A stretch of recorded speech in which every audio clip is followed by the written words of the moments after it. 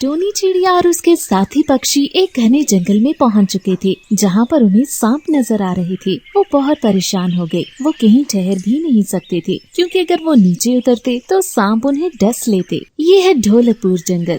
यहाँ के सभी पक्षी मिलजुल कर रहते थे और जंगल के सभी फैसले रानो चिड़िया करती थी, क्योंकि वो सबसे ज्यादा समझदार और दयालु चिड़िया थी। उसकी किसी से कोई दुश्मनी नहीं थी, इसलिए सभी पक्षी उससे ही फैसले करवाया करते थे। एक दिन कबूतर चिड़िया के पास आता है। वो अपने घोंसले में बैठी थी। चिड़िया बहन, मौसम के पक्षियों ने संदेश दिया है कि जल्द ही ठंडी का मौसम आने वाला है। हमें जल्द से जल्द यहाँ से उड़ना होगा। कबूतर भाई, आप बिल्कुल ठीक कह रहे हैं। हमारे पास ज्यादा समय नहीं है। हमें जल्द से जल्द यहाँ से जाना होगा, नहीं तो हमारे लिए जिंदा रहना बहुत ही मुश्किल हो जाएगा। आप ऐसा करें कि सभी पक्षियों को आज शाम बुला लें। हम सब मिलकर कोई निर्णय लेते हैं। फिर कबूतर सभी पक्षियों को रानो चिड़िया का संदेश पहुंचा देता है।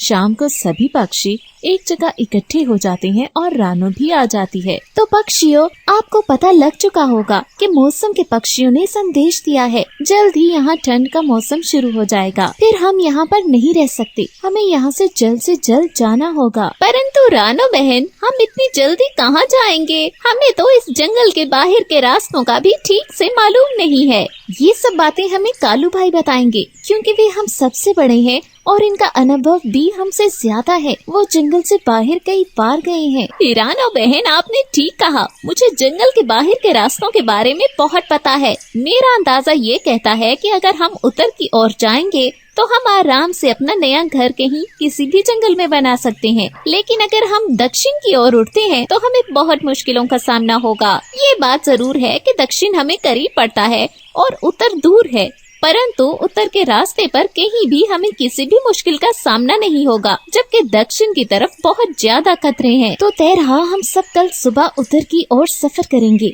आज शाम तक सब पक्षी अपनी तैयारी कर लें। कल सुबह ही हम यहाँ से निकल जाएंगे। परंतु मुझे भरोसा नहीं है इस कालू कौवे पर। न जाने हमें कौन से खतरे में डाल दे। रानो चिड़िया, तुमने गलत किया। तुमने इतने पक्षियों को छोड़कर एक कालू कौवे की बात पर फैसला कर लिया। हम तुम्हारे साथ उत्तर की ओर नहीं जाएंगे, हम दक्षिण की तरफ जाएंगे। टोनी चिड़िया बहुत घमंडी थी। उसने ये तय कर लिया था कि वो कालू कौवे के बताए हुए रास्ते पर नहीं जाएगी। उसने बाकी पक्षियों को भी भड़काना शुरू कर दिया, जिसके कारण सभी पक्षी टोनी चिड़िया के साथ मिल गए और उन्होंने भी ये फैसला किया कि वो कालू के रास्ते पर नहीं जाएंगे। हमने किसी पर जबरदस्ती नहीं की है। हमने आप सबको एक सही रास्ता बता दिया है। अगर आप में से कोई भी उस रास्ते पर नहीं जाना चाहता तो आप अपनी मर्जी से कहीं भी जा सकते हैं, परंतु फिर आपके साथ जो भी हो उसके जिम्मेदार आप खुद होंगे। फिर सब पक्षी अपने अपने घरों को लौट जाते हैं। शाम से पहले सारे पक्षी भोजन इकट्ठा करने में लग जाते हैं। वो अपने लिए कुछ भोजन जमा करते हैं ताकि उन्हें सफर में काम आ सके। रात को सभी पक्षियों को ठंड लग रही थी। उनसे तो ये एक रात भी नहीं गुजर रही थी। वो सोच रहे थे कि कब सुबह होगी और वो उड़कर दूसरे जंगल में चले जाएंगे। और फिर सुबह हो जाती है। सभी पक्षी सफर की तैयारी कर चुके थे। कुछ पक्षी रानो चिड़िया के पास चले जाते हैं और कुछ टोनी चिड़िया के पास। टोनी, एक बार फिर से सोच लो। तुम अपने साथ कई पक्षियों की जान भी खतरे में डाल रही हो। बस कर दो रानो, क्यों हमारे पीछे पड़ गई हो तुम? हमारी मर्जी, हम जहाँ जाएं।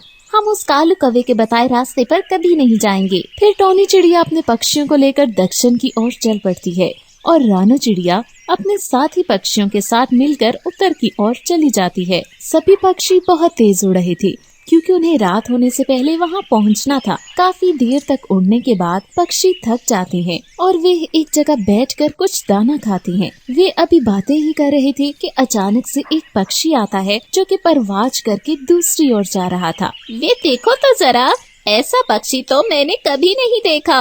वो अनजान पक्षी आकर कालू कौवे के पास बैठता है। अनजान पक्षी, तुम कहाँ से आ रहे हो? क्या तुम इसी जंगल में रहते हो? दोस्त, मैं उत्तरवन जंगल से आ रहा हूँ। अब वहाँ पर ठंड खत्म हो चुकी है और मैं ठंडे इलाकों की ओर जा रहा हूँ। फिर तो दोस्त, तुम बिल्कुल ठीक रास्ते पर हो। हमारा जंगल यहाँ से कुछ ही दूर है और वहाँ पर ठंड का मौसम आ चुका है। हम ठंड में नहीं रह सकते, इसीलिए हम गर्म इलाकों की ओर जा रहे हैं। शुक्रिया दोस्त, अब मैं चलता हूँ, फिर मिलेंगे। कौवे भाई, आपका धन्यवाद। आपकी वजह से हम सही रास्ते पर सफर कर रहे हैं। न जाने टोनी चिड़िया और दूसरे पक्षियों के साथ क्या होगा। काश वो हमारी बात सुन लेते और हमारे साथ उत्तर की ओर सफर करते।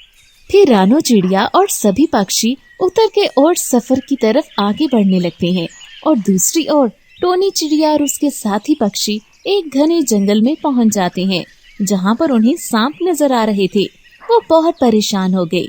वो कहीं ठहर भी नहीं सकते थे, क्योंकि अगर वो नीचे उतरते तो सांप उन्हें डस लेते। टोनी चिड़िया, तुम हमें ये किस रास्ते पर ले आई हो? काश कि हम तुम्हारे साथ यहाँ पर ना आए होते।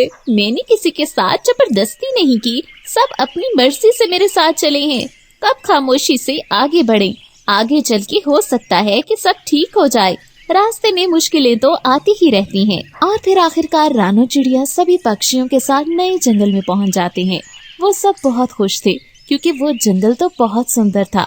हर तरफ फूल ही फूल नजर आ रहे थे। दूसरी ओर टोनी चिड़िया जब अपने साथी पक्षियों के साथ नए जंगल में पहुंचती है, तो वो ये देखकर डर जाते हैं कि यहाँ तो हर तरफ उल्लू ही उल्लू थे।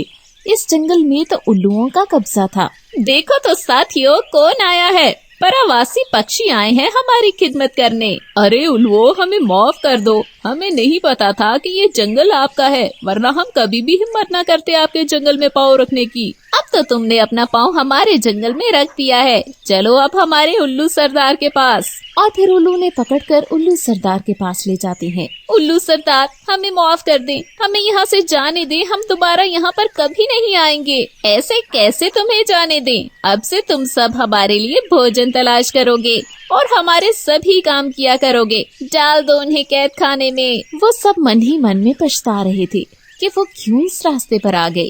काश वो कालू कौवे की बात मान जाते और उनके साथ चले जाते, तो आज इस मुसीबत में ना पड़े होते। टोनी चिड़िया को भी अपने किए पर बहुत पछतावा था, लेकिन अब पछताने से कोई फायदा नहीं था। अब तो वे हमेशा के लिए वहाँ कैद हो चुके थे। और दूसरी ओर रानो चिड़िया और उसके साथी पक्षी बहुत खुशी खुशी नए जंगल में रह रहे थे। उन्हें किसी चीज की भी कोई कमी नहीं थी।